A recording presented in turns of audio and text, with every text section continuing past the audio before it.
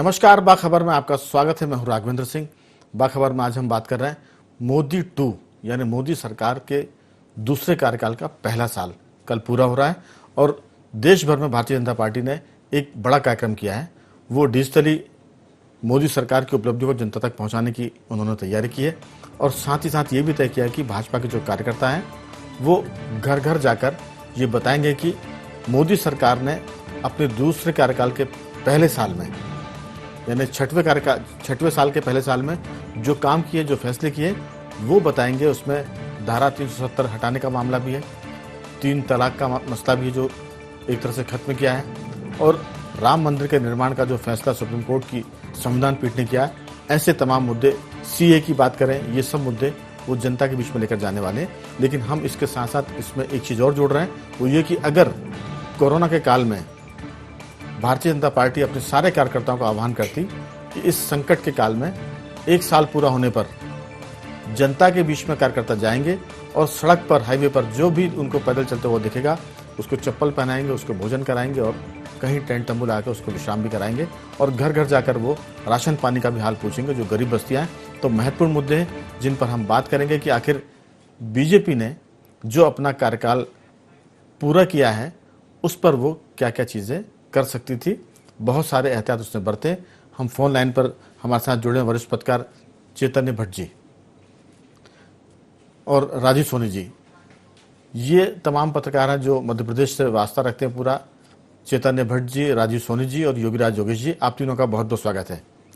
चैतन्य भट्ट जी, मैं आपसे बाद में सवाल करता हूं, पहले मैं राजीव सोनी की तरफ आऊंगा। राजीव सोनी जी, बीजेपी बहुत सुसंगठित राजनीतिक दल है, उसकी सोच और उसके काम करने का तरीका एकदम स्पष्ट होता है। आपको लगता है कि मोदी 2 में जो पहला कार्यकाल पूरा किया 1 साल का, उसमें जो उसने अपनी उपलब्धियों को जनता तक पहुंचाने का तरीका अख्तियार किया है, उसके साथ साथ अगर वो राहत भी पहुंचाती जनता तक तो शायद ये कोरोना काल में और भी ज़्यादा सकारात्मक होता? आपकी राय?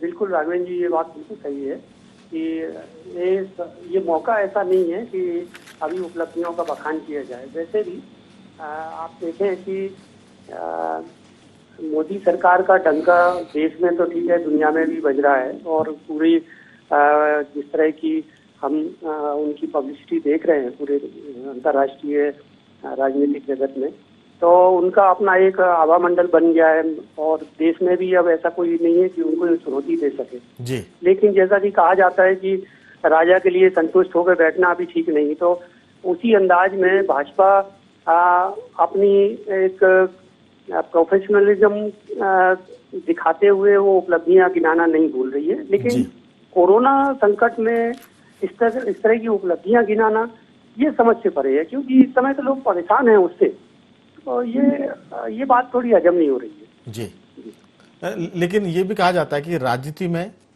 सरकारें जनता के द्वारा बनाई जाती हैं, जनता के लिए बनती है और जनता का सारा उसमें एक तरह से होता है, for the people, by the people, of the people.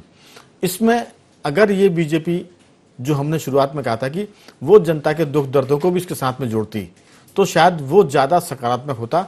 आपने कहा कि ये हजम नहीं होता और ख़ासतौर से इस मौके पर तो हजम होने की बात इसमें और भी ज़्यादा मुश्किल आती है कि आखिर जनता से जुड़ी पार्टी ये चूक कैसे कर रही है। इसमें आपकी टिप्पणी फिर मैं आऊँगा चैतन्य भट्ट जी की तरफ।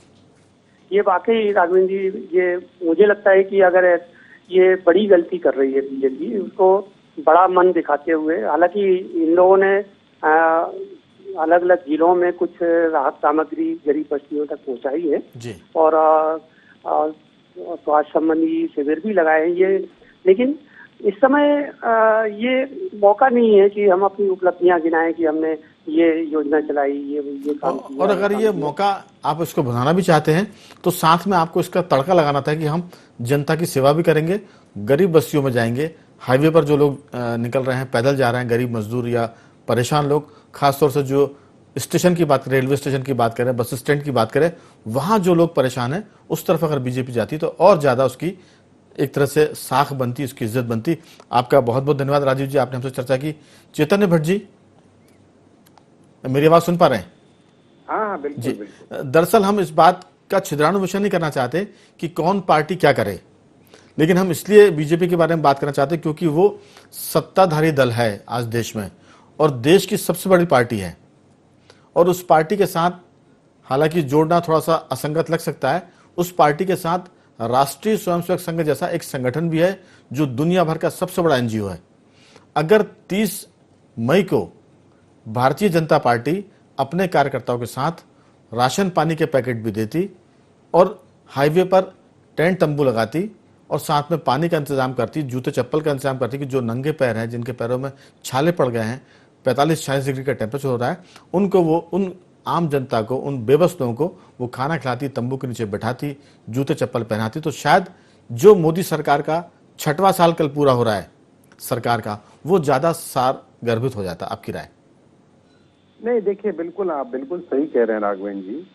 ठीक है, हर पॉलिटिकल पार्टी को अपनी उपलब्धियां बताने का अधिकार है जी। अगर उसका 1 साल हुआ है या 100 दिन हुए हैं या 2 साल हुए हैं, निश्चित तौर पे उसको अपनी उपलब्धि बताने का पूरा अधिकार है। लेकिन वक्त, आज की तारीख में क्या वक्त है, किस तरह से लोग परेशान हैं, किस तरह से मजदूर सैकड़ों मील पैदल चल चल के बच्चों समेत, अपनी पत्नियों समेत, महिलाओं समेत निकल रहे हैं, भूखे प्यासे, उनके पास कोई पानी की व्यवस्था नहीं है, उनके पास खाने की व्यवस्था नहीं है, लॉकडाउन है, ऐसे में रास्ते में भी जो खाने पीने की चीजें रहती हैं वो अवेलेबल नहीं है।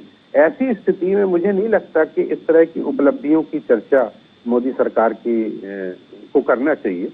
ये ठीक है कि उनकी अपनी पिछले 1 साल में कई उपलब्धियां रही, जैसे 370 वाला मामला था, 3 तलाक वाला मामला था, नागरिक संहिता का मामला था। लेकिन ये ठीक है कि इनकी उपलब्धियां हैं, लेकिन आज की तारीख में जिस तरह से लोग परेशान हैं, आप देखिए कि 2.5 महीने लगभग होने को है, 2-2.25 महीने होने को है, लॉकडाउन है। उन बेचारे गरीब लोगों की स्थिति क्या है इसका अंदाजा हम लगा नहीं सकते हैं, जो रोजी रोटी कमाते थे, चाहे वो पान के ठेले वाले हों, चाय वाले हों, रिक्शे वाले हों, ऑटो वाले हों, मजदूर हों, पल्लेदार हों, इनका क्या हाल हो रहा होगा ये कल्पना से बाहर की बात। और यही कारण है कि प्रवासी मजदूर अपने अपने इलाकों को छोड़ के अपने गांव वापस जा रहे हैं, कि उनको लगता है कि शायद हम यहाँ अपना, कम से कम अपना भोजन तो प्राप्त कर सकेंगे। बिल्कुल, ये बेहतर होता है, निश्चित तौर पे ये बेहतर होता है। जैसा कि आपने कहा कि अगर बीजेपी सरकार अपने 1 साल की जो उपलब्धियों को इन गरीब लोगों में, इन प्रवासी मजदूरों के लिए समर्पित कर देती, तो मुझे लगता है कि लोगों को ज्यादा बेहतर संदेश जाता। क्योंकि आप देखिए कि जिन लोगों ने भी जी, दरअसल पिछले दिनों एक फोटो, बहुत ही मार्मिक दृश्य था, उसको देखकर लोगों की आंखों में आंसू आ गए थे कि एक माँ की मौत हो गई है और छोटा सा बच्चा जो उसके ऊपर चादर डली थी, उस चादर में से निकल के खेल रहा है, इस उम्मीद में कि शायद माँ उठेगी, उसको खाना खिलाएगी। उसको देखकर लोग बहुत भावुक हो गए थे और कई लोग वो तस्वीर देख भी नहीं पाए थे। तो हमें लगता है कि ये जो 1 साल का इनका पूरा अभियान है वो और सार्थक होता। बेशक मोदी सरकार का जो 6वां साल है ये उपलब्धियों से भरा हुआ है, और ऐसी उपलब्धियां जो ऐतिहासिक है, 70 साल से चला आ रहा धारा 370 का मामला, मोदी सरकार ने उसको एक तरह से रास्ता दिखाया या उसको समाप्त किया। 3 तलाक की बात है, राम मंदिर जो संविधान पीठ थी सुप्रीम कोर्ट की, उसका फैसला आया था। तो बड़े बड़े फैसले हैं। बेशक ये साल ऐतिहासिक है, लेकिन ये जो वैश्विक महामारी है ये भी 100 साल में पहली बार आई है, और इस पर अगर बीजेपी जैसी पार्टी के लोग मदद के लिए आते तो मेरे ख्याल से वो और ज़्यादा सकारात्मक होता और ज़्यादा उसकी साख बढ़ती। मैं लौटूंगा आपके पास, चर्चा आपसे हम जारी रखेंगे। हमारे साथ युगराज योगेश भी टेलीफोन लाइन पर है। युगराज जी, बीजेपी भारतीय संस्कारों से जुड़ी पार्टी है, जनता से जुड़ी पार्टी है, और वो ये भी कहती कि हम सर्वव्यापी सर्वस्पर्शी हैं। तो इस समय जो सर्वव्यापी पार्टी है उसको इस बात पर भी देखना चाहिए था कि संकट के इस काल में जो लोग, आसमान से आग बरस रही है, धरती नीचे से तप रही है, और बीच में बेबस लोगों की एक तरह से बड़ी फौज सड़क पर जा रही है पैदल अपने घरों की तरफ, उस मौके पर जनता को आप अपनी उपलब्धियों का भी तो बखान करें या गिनवाएं, लेकिन साथ में उसको राहत भी दे। अगर बीजेपी ये करती तो मेरे ख्याल से ये सोने में सुहागा हो जाता है। आपकी राय? नहीं राघवेंद्र जी, आप बिल्कुल सही कह रहे हैं, और ये समय का तकाजा भी है जी। आज आप देखिए, देश जिन परिस्थितियों के दौर से गुजर रहा है, और अभी मजदूरों के रेले सड़कों पर दिखाई दिए, उनमें सबसे मार्मिक तस्वीर एक का तो जिक्र आपने कर दिया, कई माताओं के प्रसव सड़कों पर हुए। तो ऐसी स्थिति, विकट स्थिति बनी हुई है, लोगों को भोजन नहीं मिल पा रहा, पानी नहीं मिल पा रहा, पैरों में चप्पल नहीं है, और तमाम तरह की परिस्थितियों से, तमाम तरह के संकटों से जूझते हुए वो जैसे तैसे अपने घरों को रवाना हो रहे हैं, हजारों किलोमीटर पैदल चल रहे हैं। और ऐसे में सरकार यदि अपनी उपलब्धियों का बखान करे, और वो भी बखान भी फेसबुक और वर्चुअल और तमाम तरह की सभाओं के जरिए वो अपना बखान करना चाहती है, तो आप ही देखो, एक तो पूरा का पूरा जनता इस समय पूरी त्राही कर रही है, और ऐसे में यदि आप उनके बीच में जाके अपना बखान करो तो मुझे तर्क संगत नहीं लगता। निश्चित तौर पर लोगों के घाव पर मरहम लगाने की इस समय सबसे जरूरत है। और सबसे बड़ी बात एक और ये कि मोदी इस समय जो भी कदम उठाते हैं वो उसका पूरे विश्व में उसकी एक आवाज सुनाई देती है। और इसलिए यदि मोदी यदि दो चार जो आपने जो मुद्दा उठाया है, यदि जनहितैषी लोगों के गाँव पर यदि मरहम लगाते, लोगों की जो आवश्यकताओं की पूर्ति करते, तो उसका निश्चित तौर पर भारत में विश्व तक उनका ये मैसेज जाता। और ये बहुत बड़ा अवसर भी ये इसलिए भी मौका था क्योंकि बीजेपी का जो संगठन है वो बहुत ही अनुशासित है। अगर बीजेपी अपने संगठन को इस बात का आह्वान करती कि हम एक साल जो पूरा मोदी 2 का एक साल जो पूरा हुआ है, इस एक साल में हम सड़कों पर गुजरने वाले किसी भी मजदूरों के दल को, जत्थे को, समूह को भोजन कराएंगे, अगर किसी के पैर में जूते चप्पल नहीं तो उनको जूते चप्पल पहनाएंगे, और कोई आराम की जिसको दरकार है हम उस हाईवे पर कुछ टेंट तंबू तानेंगे, दरी कुर्सियां बिछाएंगे और उन लोगों को वहां थोड़ी सी एक तरह से सेवा की छांव देंगे ताकि उनको थोड़ी सी राहत मिले। बीजेपी ये कर सकती थी, अभी भी उसके हाथ से मौका निकला नहीं है। अगर कल परसों में वो इसका आह्वान करे तो बीजेपी ऐसा संगठन है जो इसको कर सकता है। मैं पूछूंगा इस बारे में आपसे सवाल अगली बातचीत में, लेकिन भट्ट जी से पूछना चाहता हूं। भट्ट जी, अभी कल की बात है, मोदी जी के उपलब्धियों में एक तमगा, एक सितारा और जुड़ जाएगा कि चीन के मामले में वो एक तरह से बैकफुट पे चीन को उन्होंने धकेल दिया है। जो विवाद चल रहा है सीमा का, एक्चुअल जो एलओसी है जिसे कहते हैं, एलएसी कहते हैं, वहां पर, लेकिन आप उससे भी जोड़ सकते हैं, चीन को, मसले को जोड़ सकते हैं। जैसा योगी राज जी कह रहे हैं कि जो भी कदम उठाते हैं मोदी वो अंतर्राष्ट्रीय स्तर पर चर्चाओं में आता है। आप अगर सेवा करते तो शायद ये चर्चा भी पूरी दुनिया में होती।